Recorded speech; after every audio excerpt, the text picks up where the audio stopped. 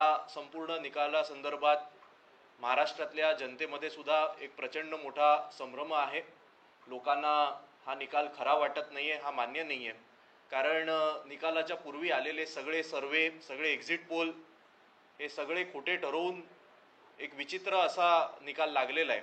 आणि त्यानंतर गेल्या 7 ते 8 दिवसांमध्ये विविध विरोधी पक्षनेत्यांनी या संपूर्ण निकालासंदर्भात भाष्य केलेलं आहे। आणि मग 5 वाजल्यानंतर वाढलेली आकडेवारी, त्याच्यानंतर EVM संदर्भात वेगवेगळे विषय मांडलेले आहेत। पर्सेंटेजमध्ये दाखवताना काही घोळ झाले आहेत का, काही गावांमध्ये विरोधी पक्षांना वाढलेलं मतदान वगैरे वगैरे। पण या सगळ्या विश्लेषणामध्ये अजून एक मुद्दा मला वाटतं काल आवडला,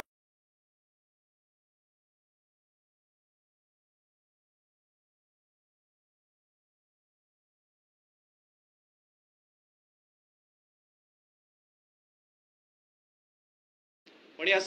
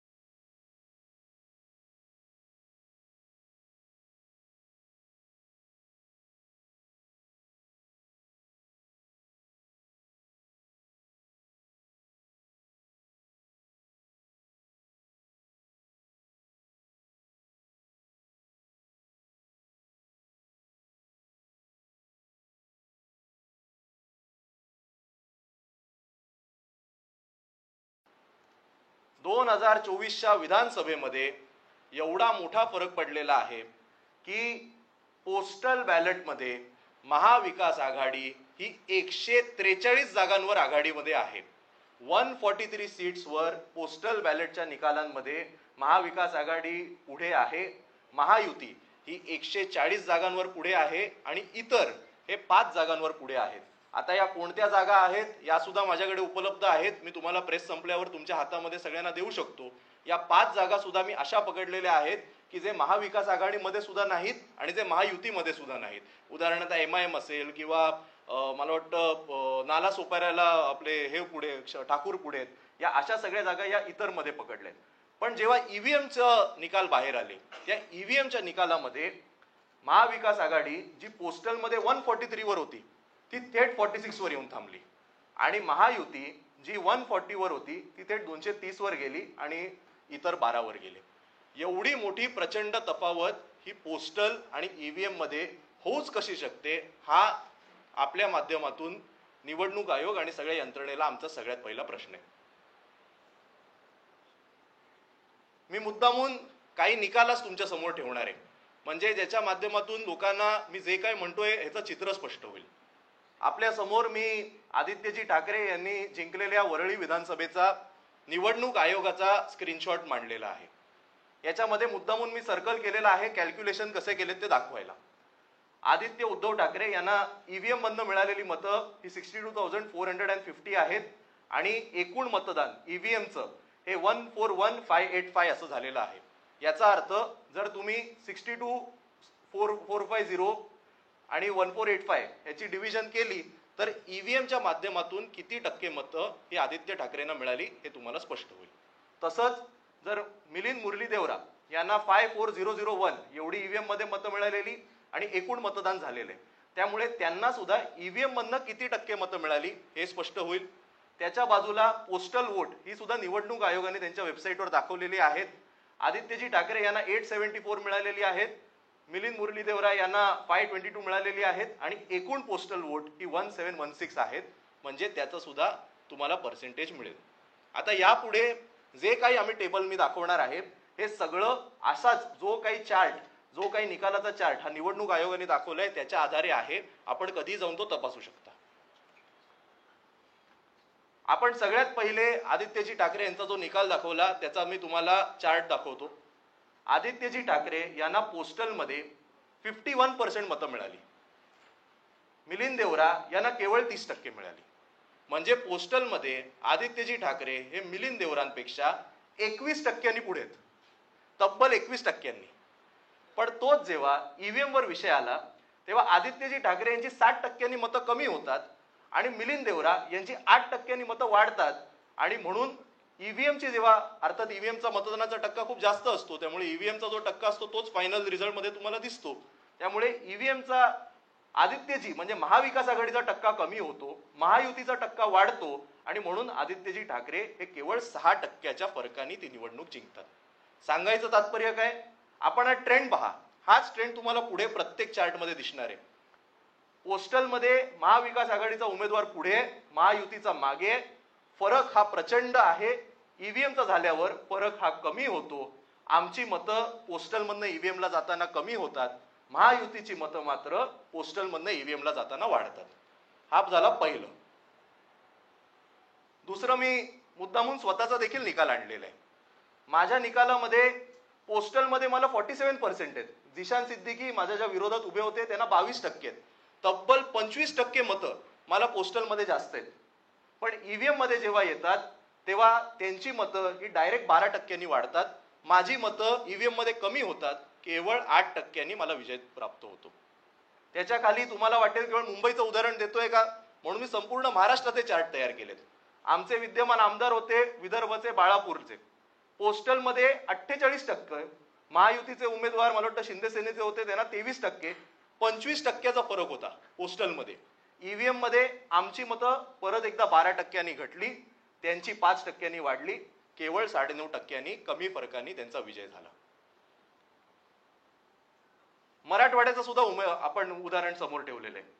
आमचे उमेदवार होते प्रवीण स्वामी, जवळपास 60% मतं त्याने, 58%, 38%. परत एकदा पोस्टलमध्ये 20%चा फरक आहे. ईव्हीएम मध्ये तो फरक येऊन 2%वर कमी होतो. आपण हे सगळं पाहू शकता. भास्कर जाधव हे सुद्धा पोस्टलमध्ये 16% पुढे आहेत.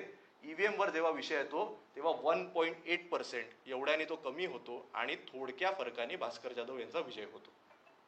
खाली खेड आळंदीमध्ये बाबाजी काळे यांना 68% मतं आहेत पोस्टलमध्ये. दिलीप मोहिते ते महायुतीचे उमेदवार होते, त्यांना केवळ 30.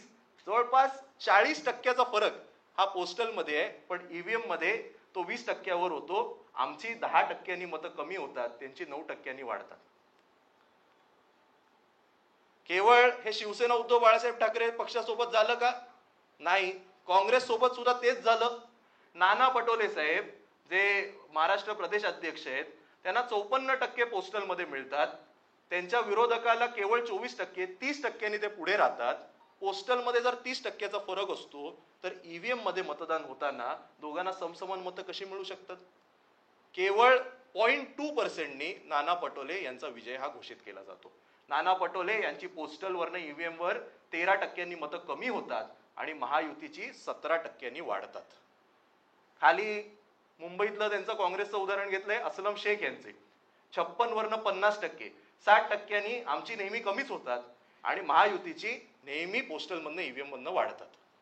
त्याच्या खालचं उदाहरण घेतलंय विश्वजित कदम यांचं, 73% वरनं केवळ 55% वर 17%नी त्यांची मतं कमी होतात. महायुतीचे उमेदवार संग्राम देशमुख यांची 17% वाढतात. त्यामुळे पोस्टलमध्ये जवळपास 47% पुढे असणारे विश्वजित कदम हे केवळ 12% विजयी घोषित केले जातात. राष्ट्रवादी शरद पवार साहेबांचा पक्ष, जयंत पाटील साहेब यांना पोस्टल मधली 70% मतदान हे त्यांना होतं. विरोधातल्या महायुतीच्या उमेदवाराला केवळ 28% मतदान होतं. 42% ते पुढे असतात. पण ईव्हीएम मध्ये त्यांची मतं कमी होतात, महायुतीची वाढतात आणि परत एकदा 42% पुढे असलेले जयंत पाटील साहेब हे जेव्हा ईव्हीएम वर मतदान मोजलं जातं तेव्हा केवळ 5%, विजयी घोषित केले जातात. रोहित पवार यांना 60% मतं पोस्टलची असतात. त्यांच्या समोर असलेले भाजपचे राम शिंदे यांना 40% असतात. तब्बल 20% ते पुढे असतात. परत एकदा ईव्हीएम वर जेव्हा येतं तेव्हा महाविकास आघाडीचे उमेदवार हे 11% मागे जातात. ईव्हीएमच्या भरोशावर महायुतीचे उमेदवार हे 10% पुढे जातात आणि निसटता विजय हा रोहित पवार यांचा होतो. आतापर्यंत मी तुम्हाला जे दाखवलं हा सगळा ट्रेंड हा आम्ही जिंकलेल्या जागांचा होता.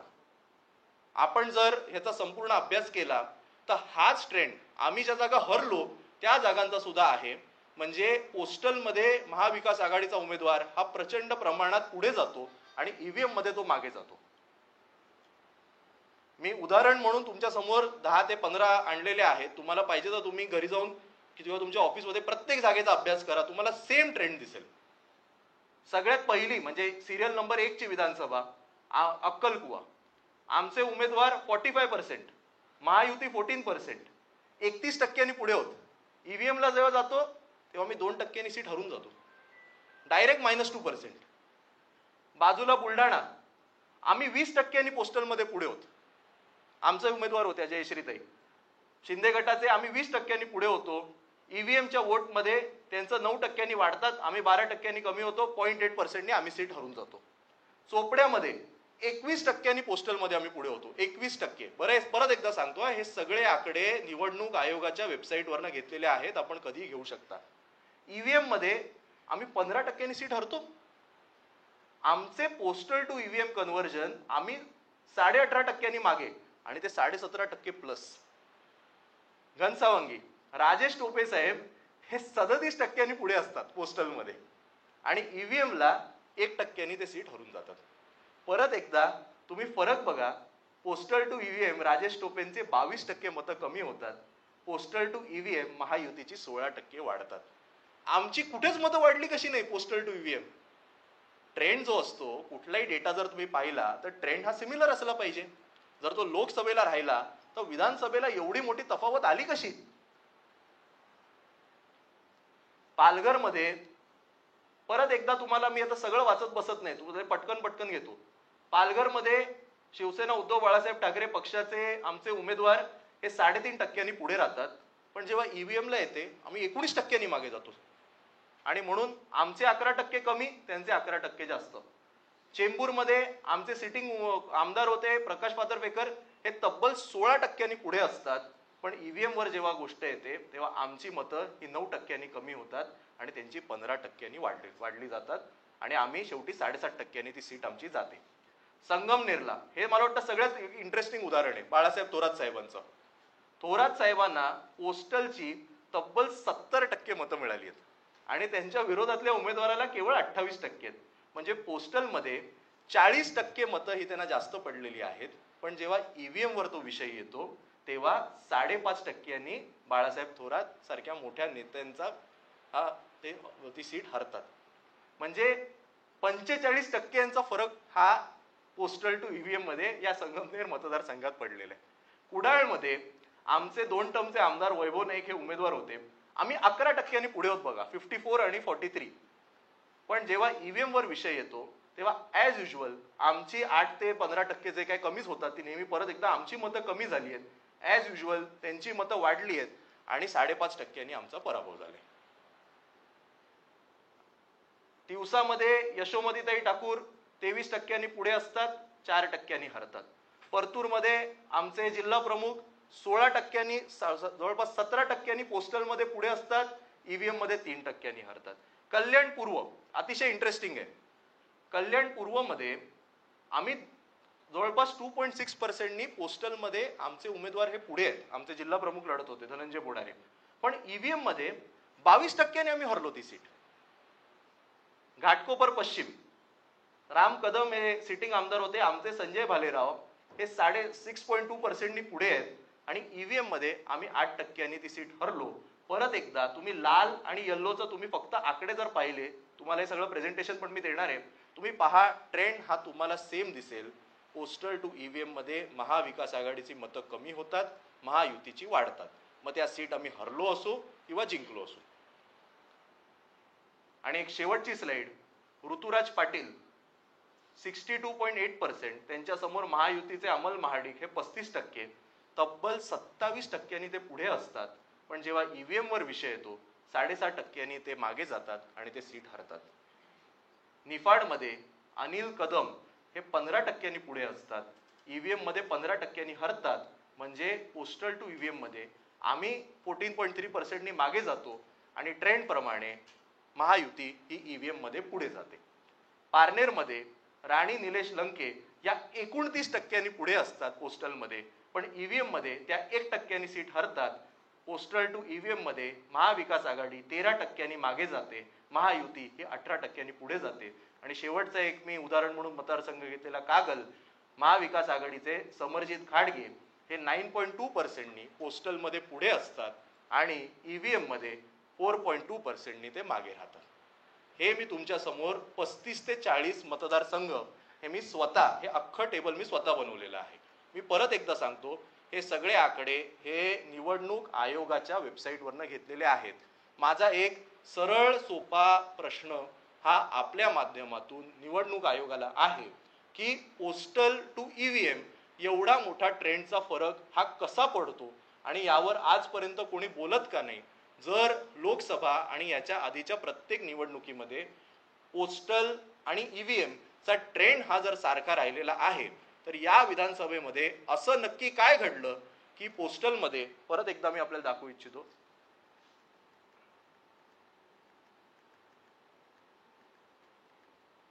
की पोस्टल आणि ईव्हीएम मध्ये एवढा मोठा फरक पडतो. पोस्टल मध्ये महाविकास आघाडी ही 143 सीट्सवर पुढे आहे आणि जेव्हा तो विजय ईव्हीएम वर येतो तेव्हा आम्ही केवळ 46 जागा जिंकतो आणि महाविकास आणि महायुती ही 230 जागा जिंकते.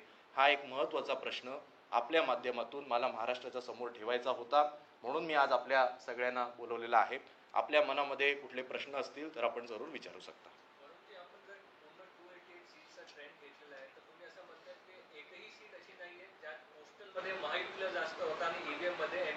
नाही, बघा कसं असतं की तुम्ही कुठलाही डेटा घ्या जगातला, निवडणुकीशी संबंधित नाही, there are exceptions to every rule. लोकसभेमध्ये पण असं झालेलं आहे की एखादी सीट आम्ही जिंकलोय पण पोस्टलमध्ये ते पुढे. पण Wien you look at the absolute numbers, तेव्हा 31 जागांवर लीडिंग हे महाविकास आघाडी आहे आणि 16 जागांवर महायुती आहे, which is exactly same of the EVM results. सांगायचं तात्पर्य काय की there will be an exception to the rule, but when you look at the generalised figures तुम्ही एकत्र बघितले. बघा मी परत एकदा सांगतो, आम्ही पोस्टलमध्ये 143नी पुढे होतो, त्याच्याऐवजी आम्ही 135-140 जिंकलो असतो तर समजू शकतं ना आम्हाला की 4-5 जागांवर पोस्टलमध्ये पुढे होतो, ईव्हीएमवर आम्ही मागे राहिलो. पण जेव्हा फरक एवढा मोठा होतो आणि ट्रेंड हा मी तुम्हाला तुमच्या समोर 40 जागा दाखवल्या ना आणि सगळ्या मोठ्या नावांच्या जागा दाखवल्या, तुमच्या समोर पाहिजे तर मी अजून 50-100 जागा दाखवेन, सगळीकडे ट्रेंड हा सेम कसा राहतो की पोस्टलमध्ये महाविकास आघाडी कशी मागे जाते. केवळ शिवसेना उद्धव बाळासाहेब ठाकरे पक्ष नाही, राष्ट्रवादी शरद पवार साहेबांचा पक्ष पण मागे जाते, काँग्रेस पण मागे जाते आणि यांचे तिन्ही पुढे जातात. हा माझा प्रश्न आहे. तुम्ही डेटा दाखवला, आकडेवारी दाखवली, त्याच्यामध्ये तुम्ही दाखवलं की पोस्टलमध्ये कसा पुढे होतो बॅलेटमध्ये नंतर मागे. पण जे सत्ताधारी आहेत भाजपकडनं सातत्यानं म्हटलं जातं ही आकडेवारी जी तुम्ही दाखवली आहे ते झालं कसं, टेक्निकली होतं कसं, चॅलेंज एक्सेप्ट करा आणि एखाद्या टेक्निशियनकडे एखाद्या तंत्रज्ञाकडे ते करून दाखवा. बघा कसं आहे, नाही बघा कसं आहे, आज आम्ही तुमच्या समोर कोण उभे आहोत. मी आज शिवसेना उद्धव बाळासाहेब ठाकरे पक्षाचा सचिव आणि आमदार म्हणून उभा आहे. आमचं काम लोकांची कामं करणे, आमचं काम निवडणुका लढणे. आम्ही काय निवडणूक आयोगाचा कॉन्ट्रॅक्ट घेतलंय का? ते आमचं काम आहे का? तुम्ही मला सांगा, एखाद्या क्रिकेटच्या मॅचमध्ये जर अंपायरनी चिटिंग केली, नाही नाही, माझं मला पूर्ण करू दे, जर अंपायरनी चिटिंग केली तर आपण असं म्हणतो का मग तू अंपायर बन? आपण हे नाही ना म्हणत, ते निवडणूक आयोगाचं काम आहे. मी तुमच्या समोर मी कुठले आरोप केलेत, मी केवळ डेटा ठेवलाय. माझं म्हणणं काय आहे, जो ट्रेंड आजपर्यंत झालेला आहे तो या निवडणुकीत फसला कसा यावर त्यांनी स्पष्टीकरण द्यावं. काहीतरी तर असेल त्यांच्याकडे. हा शेवटी सगळा डेटाचा विषय आहे. मी काही म्हणत नाहीये, मी ना ईव्हीएम वर आक्षेप घेतले, मी कशावर घेतले नाही. माझं म्हणणं ट्रेंड हे दाखवतंय आणि हा डेटा आहे. आता बघा, निवडणूक आयोगाचं काम या निवडणुका घेणे. जर आमच्या मनामध्ये कुठे शंका असेल तर शंका आम्ही उपस्थित करणार ना. याच्यावर तुम्ही आता सिद्ध करून दाखवा. अरे आमचं थोडी ते काम आहे, आमचं काम निवडणुका लढणं आहे, आम्ही निवडणुका लढतोय. नाही, मी 2019 पर्यंत मागे गेलो नाही. मी आत्ता झालेल्या लोकसभेचा घेतला. लोकसभेवर मी तुम्हाला मागे पण दाखवलं, तसं परत एकदा दाखवतो. लोकसभेमध्ये महाविकास आघाडी 31-16 पुढे होती पोस्टलमध्ये. तीच ईव्हीएम मध्ये सुद्धा झालं. 1-2 जागांची अदलाबदल नक्की झालेली आहे.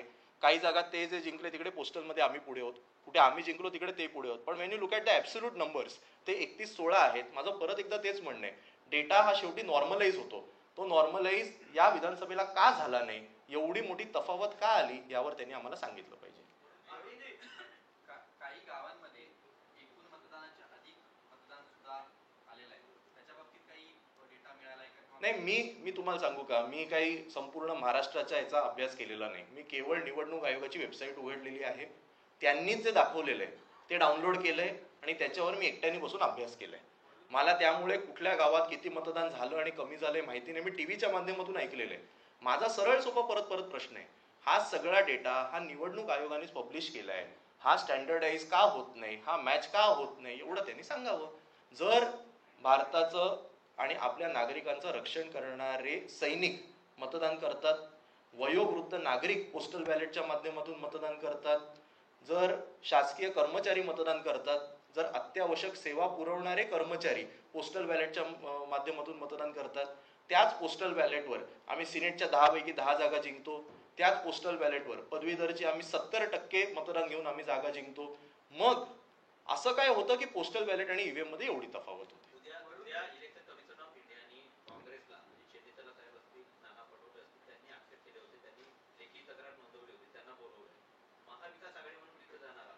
नाही, मला महाविकास आघाडीची या संपूर्ण याच्याबद्दलची भूमिका मला माहिती नाही. ते आमचे नेते स्पष्ट करतील, आमचे जे वरिष्ठ आहेत ते स्पष्ट करतील. मी परत एकदा सांगतो, आजची पत्रकार परिषद ही केवळ पोस्टल आणि ईव्हीएमच्या मधली तफावत दाखवण्याकरता केलेली. ईव्हीएम मध्ये जे काही घोळ झालेत ते मला वाटतं वेगवेगळ्या नेत्यांनी आपल्यासमोर मांडलेले आहेत, त्या संदर्भात आपण देखील कव्हरेज केलेलं आहे. पण पोस्टल संदर्भात अजिबातच कुठे गेल्या 7 दिवसांमध्ये चर्चा झाली नव्हती, म्हणून मला वाटलं मी हे बोलायला पाहिजे.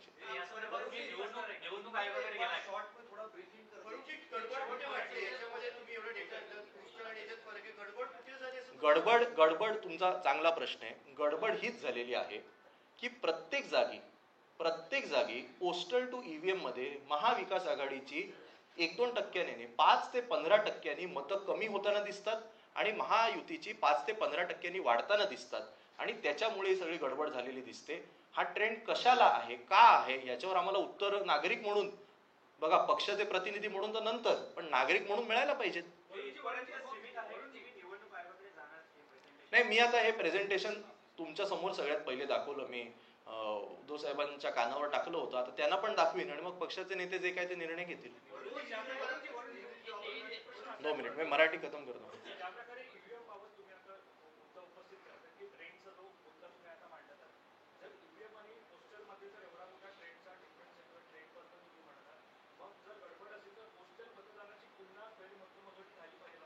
नाही, पोस्टलची कशाला, पोस्टलची तर आपल्या डोळ्यासमोर होते ना.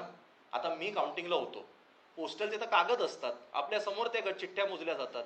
त्यामुळे पोस्टलमध्ये मला नाही वाटत कोणीच आक्षेप घेतलेला आहे, कारण ते तर डोळ्यासमोर होतं. ऑफकोर्स काही रिजेक्ट झाली असतील तर त्याच्यावर आक्षेप घेतला जातो, पण आपल्या डोळ्यासमोर होतं. त्यामुळे पोस्टल संदर्भात मला नाही वाटत महायुतीमध्ये सुद्धा कोणी आक्षेप घेतलेला आहे. त्यांना तर फरकच पडत नाहीये. 230 आले, त्यांना काय पडली आता. नाही, हा सुद्धा एक आपण महत्वाचा मुद्दा उपस्थित केला की व्हीव्हीपॅटची जी मतमोजणी व्हायला पाहिजे. आम्ही काल काही ठिकाणून ऐकतोय की आता व्हीव्हीपॅटची मतमोजणी न करता त्यावर ते सांगतात तुम्हाला मॉकपोल करून दाखवू. हरलेल्या उमेदवारांचा आक्षेप हा झालेल्या मतदानावर आहे. ते मशीन परत एकदा रिसेट करून ते व्यवस्थित चालते की नाही हे थोडी आमचं काम आहे. आमचं काम काय आहे, जे मतदान झालंय, जे ईव्हीएमच्या मशीनवर दिसलं ते तशाच व्हीव्हीपॅटच्या चिठ्ठ्या पडल्यात की नाही हे आम्हाला तपासायचं आहे. आणि त्यामुळे व्हीव्हीपॅटच्या चिठ्ठ्याच मोजल्या गेल्या पाहिजेत. मॉक पोल कुठल्याही हरलेल्या उमेदवाराला नकोय. व्हीव्हीपॅटमध्ये ज्या चिठ्ठ्या आपण मतदार जो असतो म्हणतो त्याला दिसतात, त्या दिसल्यानंतर पुढे त्याच्यामध्ये काही गोंधळ होतो असं म्हणणे, कारण तुम्ही ज्याला मतदान केलं ती चिठ्ठी तुम्हाला दिसते. नाही बरोबर आहे ना, पण काय आहे, नाही तुमचं म्हणणं बरोबर आहे. आणि म्हणूनच मी काही इकडे ईव्हीएम कसं असावं आणि कसं नसावं यावर बोलणारच नाहीये. बघा कसं असतं, शेवटी इट्स अ मशीन. त्याच्यामध्ये तुम्ही जो प्रश्न उपस्थित केलात की वाढलेलं मतदान, हे वाढलेलं मतदान नक्की कसं झालं म्हणून यावर प्रश्नचिन्ह उपस्थित होत आहेत की शेवटच्या एका तासात एवढं मतदान कसं वाढलं. आणि त्यामुळे ईव्हीएम कसं काम करतं आणि कसं नाही काम करत हा एक वेगळ्या प्रेस कॉन्फरन्सचा मुद्दा आहे. आजचा मुद्दा हा केवळ पोस्टलचे जे ट्रेंड आहेत ते ईव्हीएम मध्ये कसे बदलले गेले एवढा माझा सरळ सोपा प्रश्न आहे.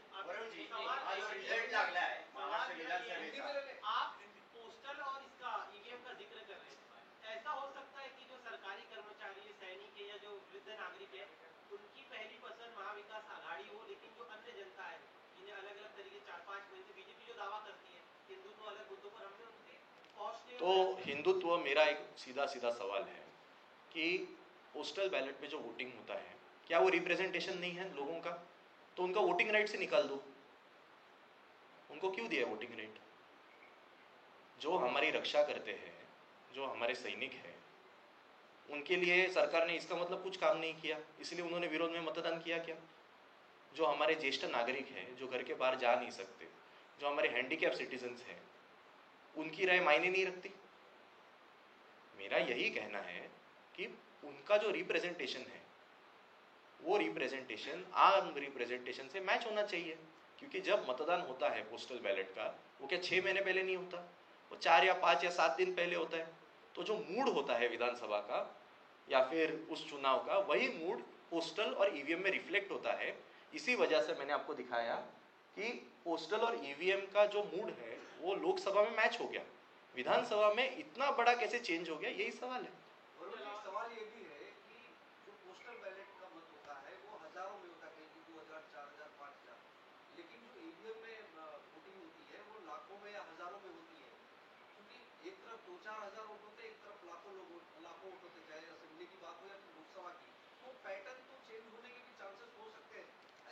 नहीं मेरा इसीलिए आपका कहना बराबर है, पर आप कोई भी डेटा देख लीजिए, इट इज स्टैंडर्डाइज. अभी मैं फॉर एग्जांपल आपको और एक उदाहरण दूंगा, क्योंकि आपने मुझे नंबर्स पे सवाल पूछा. आप वोटिंग पैटर्न देखिए, आप मुंबई का वोटिंग पैटर्न देखिए. हर एक विधानसभा में जो टोटल नंबर ऑफ वोटर्स होते हैं वो भी बहुत अलग अलग होते हैं. मेरे विधानसभा में 2,40,000 थे, चांदीवली में आप गए तो शायद डबल से भी ज़्यादा है. लेकिन आप वोटिंग पैटर्न देखिए, वो बहुत बार आपको सेम दिखेगा. नंबर जो होते हैं they tend to form a pattern. आप कोई भी डेटा पे का पढ़ाई कर लें. मेरा क्या कहना है कि अगर ये जो डिफरेंस पोस्टल और ईवीएम में अगर इतनी बड़ी तैनात में होता तो इसके पहले के चुनाव में वो क्यों नहीं दिख कर आया? वो एग्जैक्ट 31-16 मैच कैसे हुआ? यहाँ पर भी अगर डिफरेंस आना होता, मैंने जैसे उनको भी बताया कि there can be exceptions to a rule. अगर हम 143 और 140 पे पोस्टल में आगे हैं, 5-10 सीट ऊपर नीचे आती हम भी मानते. इतना बड़ा फ्लक्चुएशन कैसे आया, इस पर सवाल है. और एक जो ट्रेंड जो मैंने जानबूझ के आपको डेटा के माध्यम से बताया कि हर एक बार हमारे वोट कम हो रहे और उनके बढ़ रहे, ये कैसे हुआ? जो सीट हम जीते उधर भी यही ट्रेंड है, जो सीट हम हारे उधर भी यही ट्रेंड है.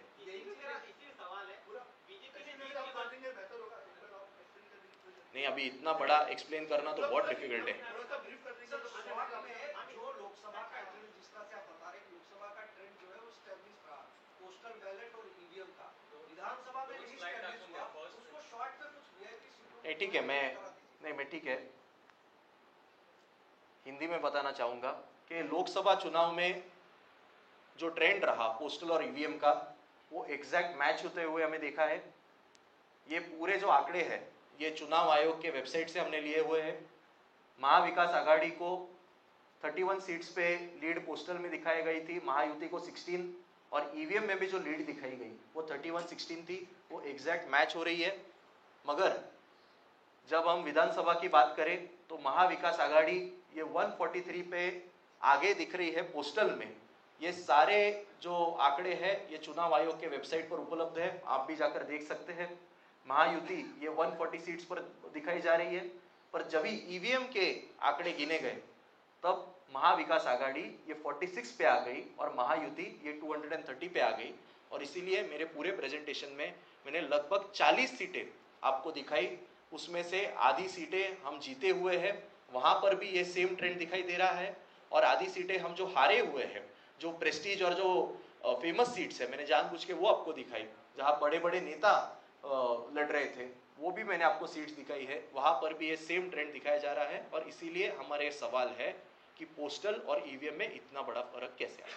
इसके अलावा आपने बीजेपी ने जीत के बाद विधानसभा नतीजों के बाद कहा कि हमने लोकसभा चुनाव के बाद सभी बूथों को 3 पार्ट में बांटा था, 50% से ज्यादा जहां उन्हें मिला, दूसरा सेक्शन उन्होंने रखा जहां पे 35 से 50, तीसरा सेक्शन 20 से 35। देखिए ये सब बड़ी बड़ी बातें उन्होंने लोकसभा के वक्त क्यों नहीं की, अभी जीतने के बाद सब स्ट्रेटेजी मास्टर बनते हैं। मेरा सीधा सवाल ये है, इतना अगर उन्हें सब समझ रहा था लोकसभा में, वो क्यों पीछे चले गए। तो अभी हमने ये किया वो क्या बोलने में मतलब नहीं है, इसी चीज पे हमें जवाब चाहिए कि अगर उन्होंने ये सब किया था तो पोस्टल में वो क्यों पीछे रह गए। वरुण जी, लेकिन जो सवाल आप उपस्थित कर रहे हैं टेक्निकल इशू है, या जिसको आप डेटा बता रहे हैं कि डेटा कभी पैटर्न चेंज नहीं होता, ये गंभीर विषय है। फिर आप लोग अपना प्रतिनिधि लेकर या पूरी आघाड़ी के साथ में बैठकर, कांग्रेस को तो बुलाया भी था इलेक्शन कमीशन ने, वहां जाकर इन सारी चीजों का इसके पीछे का पैटर्न क्या है, वहां क्यों नहीं, देखिए मैं फिर एक बार कह रहा हूँ कि मैंने पूरे प्रेस कॉन्फ्रेंस में एक भी एक्यूजेशन नहीं किया किसी पे, मैंने सिर्फ नतीजे आपके सामने रखे हैं। अब यही नतीजों का मैंने आपको प्रेजेंटेशन दिया है। सवाल आपके भी मन में आ गए हैं, ये कैसे हो गया। आप ही अभी हमें पूछ रहे हैं कि चुनाव आयोग के पास जाना चाहिए, तो अभी ये प्रेजेंटेशन हमारे सारे सीनियर नेता भी देखेंगे और वो फिर डिसीजन लेंगे। इसी तरह की बात जब पहले ठीक है, तो बीजेपी ने कहा कि फेक नैरेटिव ईवीएम के खिलाफ भी फैलाया जा रहा है। नहीं, देखिए मैं फिर एक बार कहता हूँ, फेक किसको कहते हैं, जो झूठ होता है। ये मैं 10वें बार कह रहा हूँ, ये सारे आंकड़े चुनाव आयोग के वेबसाइट पर है, वो बता दे कि चुनाव आयोग गलत वेबसाइट पर के आंकड़े बता रहा है, मैंने तो बस वही आपको दिखाया है। Thank you. आपने जो 40 सीटें दिखाई उसमें एक पैटर्न हमने देखा, -14%, 16%, 21%, इतना ही डिफरेंस जो है लगभग सभी सीटों पर आ रहा है। जहाँ पे बड़े नेता है वहाँ पे मार्जिन जो है 2%, 3% या 1% पे आ रहा है। तो ये आपको लग रहा है, अगर मान लीजिए आप ईवीएम में कुछ कह नहीं रहे, क्या जानबूझ के वो जो ईवीएम वहाँ पे गए होंगे, वहाँ उन्हें उस तरह से सेट किया गया था ताकि इस तरह का अगर रेंज रहे तो शायद उनकी सीट निकल सकती है। मेरा यही कहना है कि हर एक बार पोस्टल में महाविकास आघाड़ी आगे रहती है और ईवीएम में पीछे जाती है, फिर वो सीट महाविकास आघाड़ी जीते या हारे, 15% का स्विंग कैसे हो रहा है, ये मेरे मन में सवाल है। मैं ये नहीं बता रहा हूँ ईवीएम रिग हो गया या क्या हो गया, पोस्टल तो सबके आंख के सामने होता है। सवाल तो अभी जनता के मन में ईवीएम के बारे में है, ये और एक मैंने बस उनके सामने डेटा रखा है। Thank you. नहीं, बस हो गया। अरे सर, आप विधायक हैं, आप तो बता सकते हैं। एकनाथ शिंदे जी की तबीयत खराब हो गई है। नहीं, ठीक है, आज की ये प्रेस कॉन्फ्रेंस मैंने सिर्फ पोस्टल वर्सेस ईवीएम इस संदर्भ में ली थी, और इसीलिए अब जो कोई राजनीतिक सवाल है वो हमारे प्रवक्ता नेता इस पर बयान करें। Thank you so much. Sir, आप विधायक हैं, बोल सकते हैं। इसलिए तो इतना बोला।